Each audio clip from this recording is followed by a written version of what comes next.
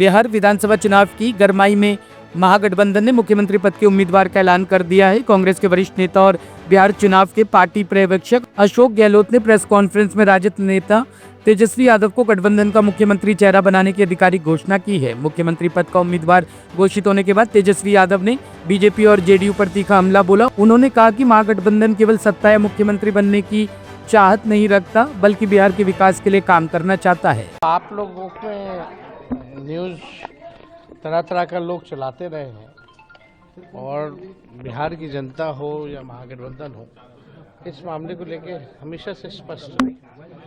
लक्ष्य वो नहीं है, लक्ष्य है बिहार को बनाने का और हम लोग जो है बिहार को आगे ले जाएंगे। हम लोगों के पास विजन है, रीजन है, ब्लूप्रिंट है, अनडाइंग पैशन है, नए सोच के हैं, सबको साथ लेके चलना है, नया बिहार बनाना है। हम लोग तो जा रहे हैं, लेकिन बात अब ये है कि अमित शाह जी ने तो क्लियर किया नहीं, बीजेपी ने क्लियर किया नहीं कि एनडीए का मुख्यमंत्री कौन होगा। युवा चेहरे तो हमको लगता है कि मुख्यमंत्री जी को स्पष्ट कर देना चाहिए अपने गठबंधनों को कि वहां से उधर से कौन होगा मुख्यमंत्री का चेहरा। आपके जैसे युवा चेहरे को घोषित करने के बाद आपको क्या लगता है चुनाव के जो परिणाम है उस पर क्या असर पड़ेगा? नहीं, कोई पहली बार तो है नहीं। 20 में भी हम लोग चुनाव लड़े, 20 में भी लोगों ने भरोसा किया था। हम लोग तो चुनाव जीत गए थे, लेकिन वोट चोरी और सीट चोरी हुई, उसके बावजूद भी 12,000 का ही डिफरेंस रहा, 5-6 सीटों का ही अंतर रहा, वरना सरकार तो हम लोग बना ही दिए थे। इस बार बिहार की जनता जो है बदलाव चाहती है और नया बिहार बनाना चाहती है, विकसित बिहार बनाना चाहती है, जहां पढ़ाई के लिए, दवाई के लिए लोगों को बाहर ना जाना पड़े, काम के लिए बाहर ना जाना पड़े, कारखाने खोले, निवेश आए, ऐसा हम लोगों को बिहार चाहिए। मुकेश सहनी जी के नाम की घोषणा से क्या फर्क पड़ेगा ईजीसी वोटर्स पे, आपको लगता है जाति से? देखिए, मुकेश सहनी जी तो उनकी घोषणा हुई है, साथ में और भी अलग अलग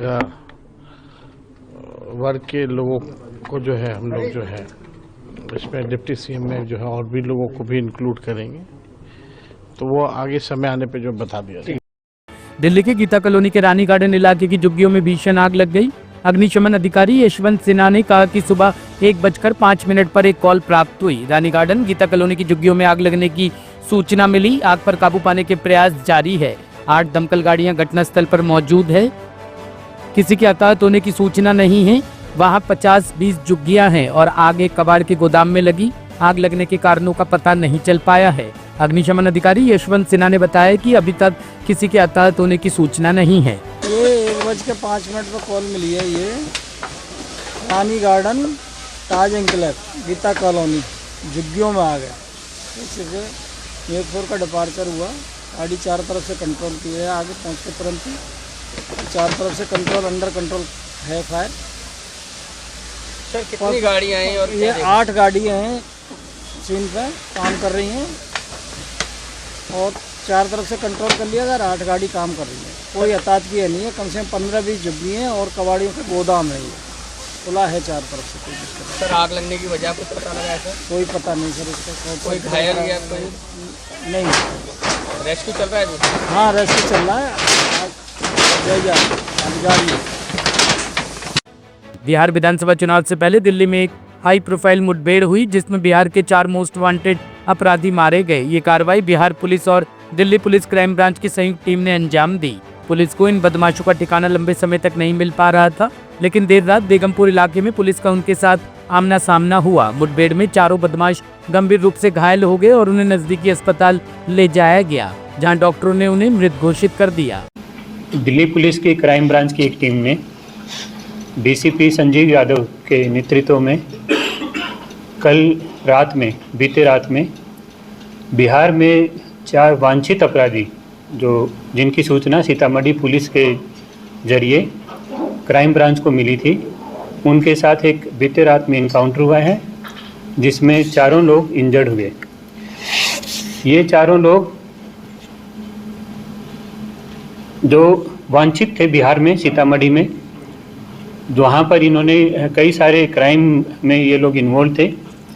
इनकी इन्फॉर्मेशन बिहार पुलिस के जरिए आई थी और इनकी बिहार पुलिस की एक टीम भी यहाँ पर दिल्ली में मौजूद थी टीम के साथ में। इन चारों लोगों को टेक्निकल इंटरसेप्शन के बेस पर इनकी लोकेशन ली जा रही थी लगातार, लेकिन ये लगातार पुलिस को चकमा दे रहे थे। बीते रात में करीब 2 बजे के आसपास रोहिणी में बहादुर शाह जफर मार्ग पर बेगमपुर जो थाना का इलाका पड़ता है उसमें इनका मूवमेंट लोकेट किया गया था। तो उस समय पुलिस की जो पार्टी थी वहाँ पर उसने इनको रुकने का एक आग्रह किया था, जिस पर उन्होंने जवाबी कार्रवाई में पुलिस की टीम पर फायरिंग की। पुलिस की टीम पर फायरिंग होने पर सेल्फ डिफेंस में पुलिस ने भी, दिल्ली पुलिस की टीम ने सेल्फ डिफेंस में इन पर फायरिंग किया, जिसमें ये चारों लोग इंजर्ड हो गए। इन चारों को इंजर्ड फॉर्म में तुरंत ही इमीडिएटली हॉस्पिटल में शिफ्ट किया गया और हॉस्पिटल में जहां डॉक्टर ने इनको डेड डिक्लेयर कर दिया। करीब 3:15 बजे के आसपास इनको डेड डिक्लेयर कर दिया गया था। इनके पोजीशन से 4 सेमी ऑटोमेटिक पिस्टल और 1 कंट्री मेड पिस्टल रिकवर हुई है। 1 बोलेनो कार इनसे रिकवर हुई है और आगे की तफ्तीश इसमें रोहिणी जो थाना जिला पड़ता है, इसमें बेगमपुर थाना पड़ता है, रोहिणी जिला का जो डीसीपी के नेतृत्व में अभी आगे की तफ्तीश इसमें जारी है और बिहार पुलिस के सीनियर अधिकारियों को भी इसमें इन्फॉर्म कर दिया गया है। जो 4 आदमी जो मरे हैं उनके नाम रंजन पाठक हैं। ये पिछले 3 महीने में जो बिहार पुलिस से मिली सूचना के आधार पर पिछले 3 महीने में 5 बड़े ही ड्रेडेड मर्डर के केस वहाँ पर इंसिडेंट हुए हैं, मर्डर और एक्सटॉर्शन के केस हुए हैं। पहला जो मुकदमा बताया गया वो बाजपट्टी थाना है, जिसमें 176 नंबर मुकदमा है। 18 जुलाई का केस बताया गया ये, जिसमें 6 गोली मारकर एक शख्स की वहाँ पर हत्या कर दी गई थी, सुपारी किलिंग थी ये भी। डुमरा थाना में 418 नंबर एक केस है जो 21 अगस्त को इसी साल अंजाम दिया गया। इसमें 5 गोली मारकर एक आदमी की हत्या की गई थी, जिसमें सुपारी किलिंग थी ये भी। एक डुमरा थाने का एक इंसिडेंट था जिसमें 462 नंबर मुकदमा दर्ज हुआ वहाँ पर, उसमें भी 3 गोली मारकर एक आदमी की हत्या की गई थी। इसमें भी सुपारी का ही एंगल सामने आया था। एक चरोत थाना है, इसमें 123 नंबर मुकदमा जो 29 सितंबर को अभी हुआ, उसमें 6 गोली मारकर एक शख्स की हत्या कर दी गई थी। और 5वां एक केस है जो गाड़ा थाना का है, जिसमें 79 नंबर मुकदमा दर्ज हुआ जो अभी लेटेस्ट है 13 अक्टूबर का, जिसमें रंगदारी के लिए पैसे मांगे गए और नहीं देने पर जान से मारने की धमकी भी दी गई थी। ये 5 केस इन्होंने पिछले 3 महीने में ही वहाँ पर बिहार में अंजाम दिए हैं और बिहार में सीतामढ़ी और अगल बगल के इलाकों में इन्होंने दहशत फैलाई थी, जिसकी सूचना बिहार पुलिस से हमें मिली थी। तो कल रात इस हुए एनकाउंटर में इन चारों लोगों की मृत्यु हो गई है, जो सूचना बिहार पुलिस को भी दी गई है और आगे की तफ्तीश इसमें रोहिणी जिला की पुलिस करेगी आगे। ब्यूरो रिपोर्ट टीम तफ्तीश न्यूज।